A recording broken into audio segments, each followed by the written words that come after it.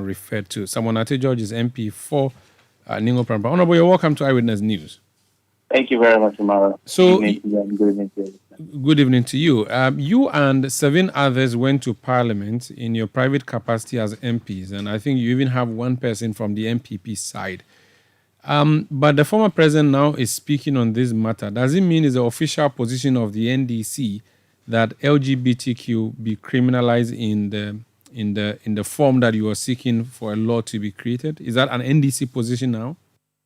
I believe that the General Secretary or National Chairman of the party or spokesperson of that would be the best to answer that question relative to the position of the party. However, it is to acknowledge that the constitution of the NDC states that when we have a flag bearer as president, he assumes leadership of the party.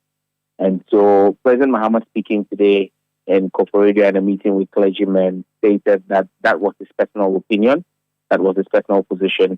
I believe that also translates into, to a large extent, the position of the party.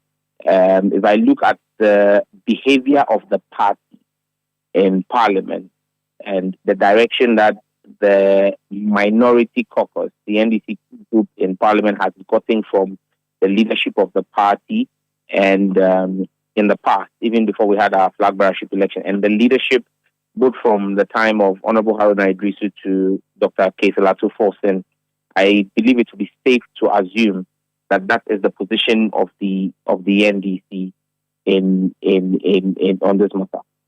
I see. So he says that he has personal principles against that, and I believe that that's also one of the reasons that you championed that. Now, what is the state of the bill itself?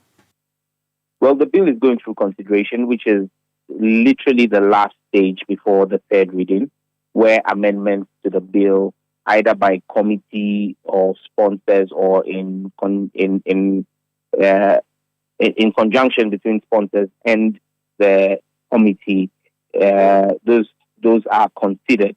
And once those are considered, we then proceed to debate those amendments on the floor. When the bill came, it came with about 34 amendments to the House. We have had about another 10 amendments during the process. I know we're going to, I think, clause 25, but we had done up to, I think, clause 11 before the House rose. And so I would say that we're almost 50% done with consideration.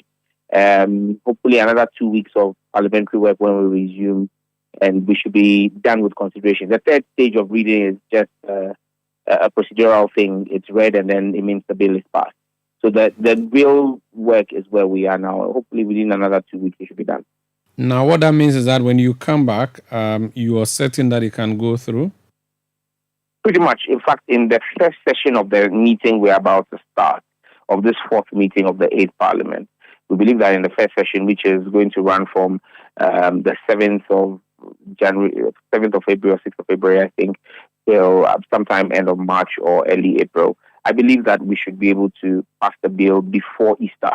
I think that it's something we should give as an Easter gift from Parliament to the nation. And so we will strive to work with the Speaker and the committee chair to pass. In fact, I saw the committee chair this afternoon in Parliament and congratulated him on his victory in his parliamentary primaries. And he indicated that when the House resumed, he was ready to continue with the consideration stage of the bill. Are you certain you would get the buy-in of all MPs so that you don't have to go through a vote on this bill before it's sent to the president if it's approved? We don't need to have a vote on this bill because the process is that every clause as standing in the bill, either with amendments or without amendments, is put to a debate and then a vote is taken on it. So if people are looking for a vote, we're doing those votes before the budget hearing. And once we resume, we'll continue with those votes. Because once we take the individual votes on each clause, so like I said, I think we got to clause 11. So if we start with clause 12, whatever amendments are in clause 12 will be debated by both sides of the House, sponsors, people for or against, people who think that we should change the word. A lot of the new amendments that have come from the Honorable Oseiche Mensah Bonsu. And most of those amendments have just been in terms of choice of word. to ensure that, because most of the things in the bill, when people talk about the bill, most of the things in the provisions in the bill are actually derived from the Constitution. We pulled them out of the Constitution or other existing legislation. And so what we are trying, most of the amendments or the majority leader, Chairman Sambonso, brings up are to use the same word as the Constitution uses or as existing legislation uses. So basically, you call them procedural amendments. Once those amendments are done, the Speaker puts a question that Clause 12 or Clause 11, as amended by the House, will stand as a part of the bill. All those in favor say aye. That's a vote.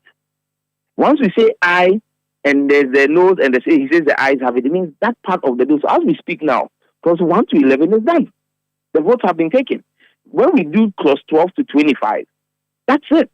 Then he will now say all the clauses as have been put together that have been previously amended and approved, say aye. And that's it. The bill is passed. There's no vote, special votes that will happen that all 275 members and they will call. No. We are doing the vote. That's basically what we're doing.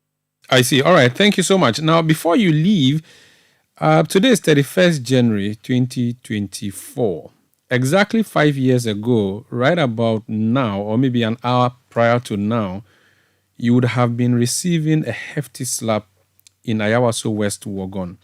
That was the by-election to replace the late Honorable Ejakun. 5 years on, there was a commission of inquiry that was set up. Recommendations were made. 5 years on, reflecting on our elections, as someone who was at that election to engage in the work of your party and having been assaulted, what are your reflections? Tomorrow. It's not an hour ago, 5 years ago. It was around 9 a.m. 5 years ago, early in the morning, just at the start of poll, when criminal elements in our national security apparatus carried out the heinous crime of attacking unarmed Ghanaian citizens who were only seeking to cast a vote in an election. I was there doing election monitoring on behalf of my party, duly accredited by the Electoral Commission. We also, and thanks to Citi FM and the brave journalism your journalists on the day carried out, in the face of bullets and axes and machetes being used by national security operators, they carried out footage and secured footage that became even evidence before the Justice Emil Short Commission. But Umaru, I have come to the conclusion 5 years on. In the past 4 years, every 31st of January is a somber one for me. It's just 9 days after my birthday. And I remember the fact that I could very much not have been around. In fact, my last child, my daughter, would most likely not have been born by me because she's not up to 5 years old. And I look at her and I say, God, I'm grateful for the gift of life. But Umaru, I'm the lucky one out of the lot. Isha Oyaro was on his way to Europe to play football. He was on his way to a European club to play football as a breadwinner for his family. He was shot in the leg and his bones shattered. He's undergone 7 surgeries. None of them have been at the expense of the state. His football career terminated. Mohamed Saidu was attacked, hit with an axe in his back. He's paralyzed, suffered a stroke. No compensation from the state. I have read that report over and over again. I have read the white paper. The white paper referenced to me the government disagreed with the Emil Short Commission and said that I provoked the person. However, we have a president who's supposed to be a lawyer. We have an attorney general who's supposed to be said to be a fine lawyer. And our law books tell us that provocation is not a defense for assault. Yet the government, in its white paper, says that they disagree with the findings of the commission because they believe I provoked the officer. Such a lame legal excuse. But that's fine. It's Sam George. Anything else, anything can pass. But what about the other 8 Ghanaian citizens? The 5 who were attacked and injured and the 3 whose properties were damaged. The government agreed with the compensation regime. 5 years on, the government has failed to honor the compensation to any of the 8. Umaru, The officers who were held and found guilty of negligence of duty or brazen abuse of power and who were to be reprimanded, none has happened. A gentleman called Double was supposed to be prosecuted for picking a weapon without permission. The Attorney General has gone deaf and dumb on that. He's refused to prosecute him. Mohammed Suleimana, who assaulted me, was supposed to be prosecuted for assault. That in itself has not happened. Then you have DSP Azugu, who was supposed to be relieved of command position. DSP Azugu still serves in command position with national security. The government's own white paper accepted those recommendations. Dan Echampong was supposed to be reprimanded. He's been applauded by the president and congratulated by the president by awarding him a cabinet ministerial position as Minister for Agric for a job well done. Colonel Opoku, who oversaw the release of weapons for the brutal attack of Ghanaian citizens, who was supposed to be reprimanded and who was supposed to deliver those weapons for further ballistic testing, has not delivered those weapons for ballistic testing and has actually been promoted by President Akufo-Addo to a one-star general for a good job done in Ayawaso West Wuogon. So if I tell you that President Akufo-Addo and his henchmen at National Security carefully planned, orchestrated, executed, and perpetrated the actions of Ayawaso West Wuogon, the attack on innocent Ghanaian citizens, I would not be far away from the truth. And January 31st, 2019 was a precursor for 7th December 2020, where for the first time in the history of this country, 8 Ghanaians were killed in cold blood by men wearing uniform, the Ghana Armed Forces uniform.